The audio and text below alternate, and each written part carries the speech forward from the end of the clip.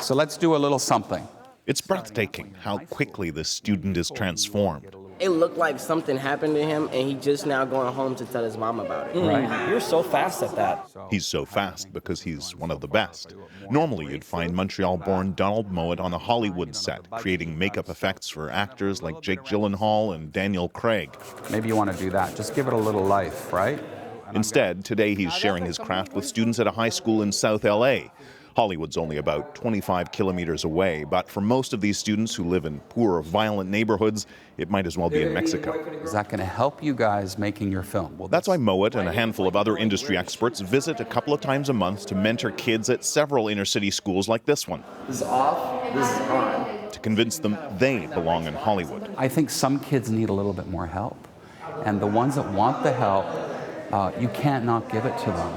Well, I'm here at the Academy Awards, otherwise known as the White People's Choice Awards. Over the last 2 years, much of the talk around Oscar season has been about the lack of diversity.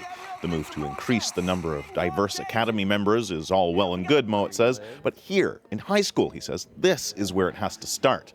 The problem is, mentoring programs are surprisingly rare. It's going to create some swelling. You want me to do one more? This one is actually organized by the British Academy. He says neither the American nor Canadian academies have anything comparable.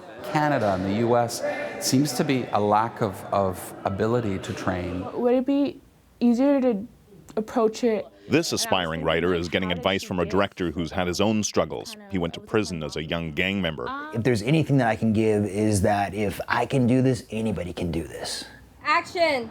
It's a new mentorship program that gives high school students the chance to make short films with real pros. But for all the money in Hollywood, all the talk of increasing diversity, getting any funding for programs like these is a struggle. I think there's a lot of inertia. I think that it's easier to talk about something than to do something. Doing something is hard. It's tough. But it does make a difference for students like this aspiring director of photography, 17-year-old Kimberly Villaseñor. Because then I have a connection, like I have a story to tell. Excellent.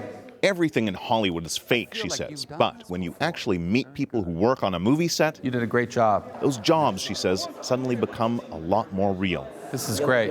Kim Brunhuber, CBC News, Los Angeles.